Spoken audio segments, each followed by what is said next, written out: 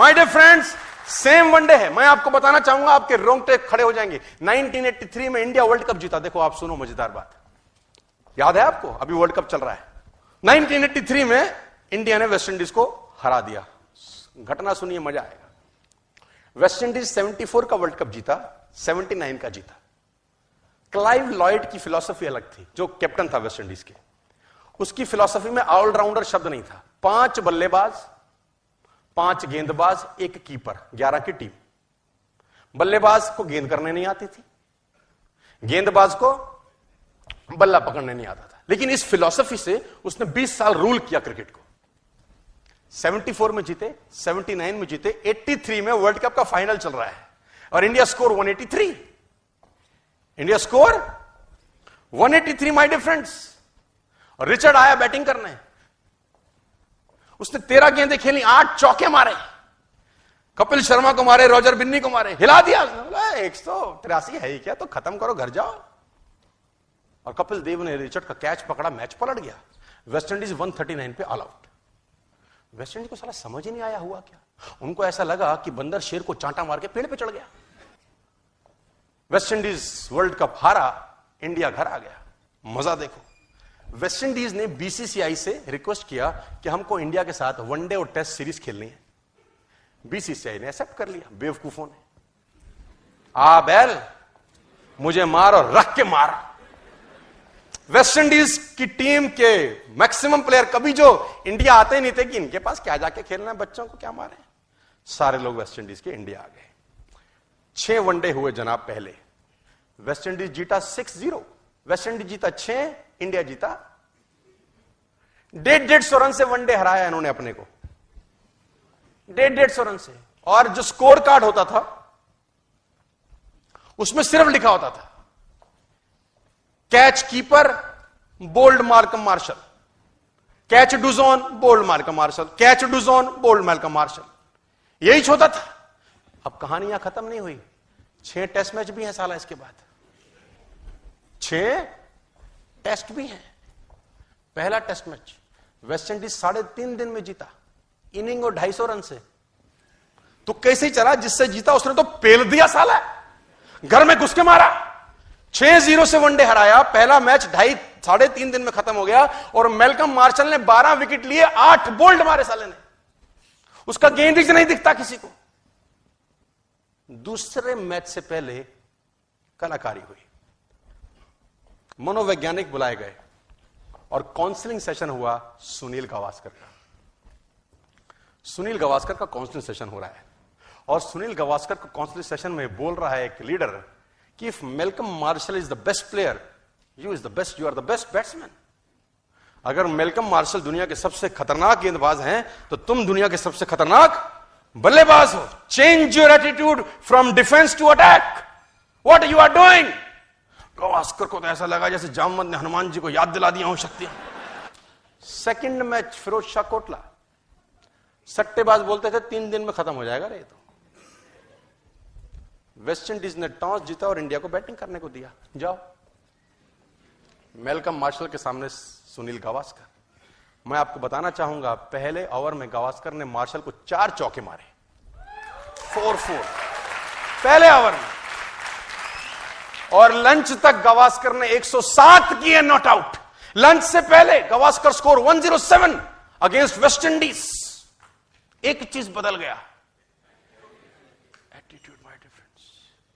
और Malcolm martial अपनी autobiography में लिखते हैं कि जब गावस्कर ने उस पहले ओवर में मुझे 4 चौके मारे, मुझे एक बात समझ में आ गया कि इंडियन क्रिकेट यहां से बदल जाएगी, कि इंडियन क्रिकेट यहां से बदल जाएगी। क्या बदल गया जानते हैं? वही गावस्कर पहले था, वही इंडियन टीम पहले थी, लेकिन उनका एटीट्यूड चेंज हुआ। दुनिया में सब कुछ। काजू बादाम खाने से तो बच्चों में अकल आती है, मेरे जैसों की अकल तो धोखा खाने से ठिकाने आती है। औकात ऐसी बनाओ कि जहां जाओ ना वहां छा जाओ। औकात ऐसी बनाओ कि लोग दुश्मनी तो छोड़ो, दोस्ती करने की भी हिम्मत ना करें। जिन लोगों को यह लगता है कि जिंदगी तो पैदा होने से पहले लिख दी जाती है, उनको यह समझना चाहिए कि उनमें इतना साहस है कि वो उस लिखी हुई जिंदगी के हर पन्ने को बदल के रख सकते हैं। हमेशा अपने आप को याद दिलाएं कि गरीब परिवार में पैदा जरूर हुआ हूं, पर गरीब मरने वाला नहीं हूं। हमेशा अपने आप को याद दिलाओ कि मुझे पता है कि मेरी लाइफ में आगे क्या होने वाला है, क्योंकि मैं उस पर काम कर रहा हूं। हर पल खुद को मजबूत बना रहा हूं। जो लोग मेरी जीत पर ताली नहीं बजाते ना, वो चाहे तो मेरी हार पर दांव लगा सकते हैं, क्योंकि मुझे हारने का नशा जीतने से भी ज्यादा है। मैं उतनी बार हारने को तैयार हूं जितने मौके मुझे मिलेंगे, और मुझे मौके उतने मिलेंगे जितना मैं चाहूंगा। मेरे घायल होने पर खुशी मत मनाना, क्योंकि घायल शेर की सांसें उसकी दहाड़ से भी ज्यादा खतरनाक होती है। जिन चीजों को पैसों से नहीं खरीदा जा सकता, उनके लिए जिंदगी की कई सांसें बेचनी पड़ती है। मेरी साइलेंस को मेरी कमजोरी मत समझना। ये तूफान के आने से पहले का सन्नाटा है। दौलत तो अपने बाप की लिखी वसीयत में भी मुफ्त में मिल जाती है। दम है तो अपना नाम कमा के दिखा। मेरी बात का यकीन करो या ना करो, पर यह सच है कि तुम्हारे दोस्त कभी ना कभी किसी ना किसी बात पर, किसी ना किसी वजह से तुम्हारे से जलते जरूर हैं। यहां कौन किसका है, वक्त आने पे ही पता चलता है। वक्त आने पे ही पता चलता है कि कौन आस्तीन का सांप है और कौन किसका बाप है और कौन किसके साथ है। इसलिए लोगों को जज करने में अपना टाइम खराब मत कर, क्योंकि लोगों की औकात तो सही समय पर तेरे सामने आ ही जाएगी। इसलिए अपनी औकात बनाने पे ध्यान दे। पैदा तो हर कोई यहाँ शरीफ ही होता है, पर ज्यादा शराफत दिखाने वालों की पतंग सबसे पहले कटती है। मुझे 99% पता है कि दुनिया की मुझसे जलती बहुत है, पर मुझे 100% यकीन है कि मुझे इस बात से 0.1% भी असर नहीं पड़ता। इस कर्म भूमि के रंगमंच पर हम सबको कोई ना कोई रोल मिला हुआ है। कोई वचनों से बंधा हुआ कर्ण है तो कोई एक ही लक्ष्य की तरफ देखता हुआ अर्जुन है। तेरे इस जीवन के महाभारत में विजेता भी तू ही है और हार भी तेरी ही होगी। नाम भी तेरा होगा और बदनामी भी तेरी ही होगी। भले ही ये दुनिया तुम्हें समझने की बजाय कदम कदम पर परखती रहे, तुम्हारे कदम कदम अचल अटल निर्भीक होने चाहिए। तुम्हारे इरादे स्थिर और एक बुद्धि वाले होने चाहिए। एटीट्यूड तो हर कोई दिखाता है, जरा इंसानियत भी दिखाओ।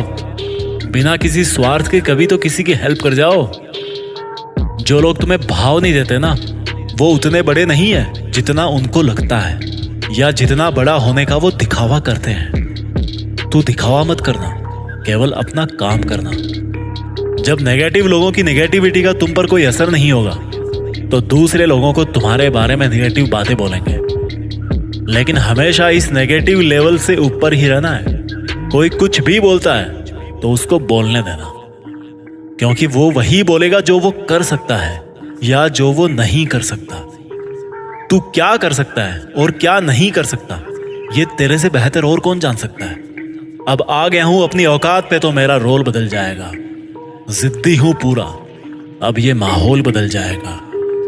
लोग बड़े कमाल के हैं आजकल, लास्ट सीन छिपाते हैं और सब कुछ सच बताने की बात करते हैं। खुद पर विश्वास रखिए और आगे बढ़ते रहिए और कुछ बहुत बड़ा कीजिए। धन्यवाद।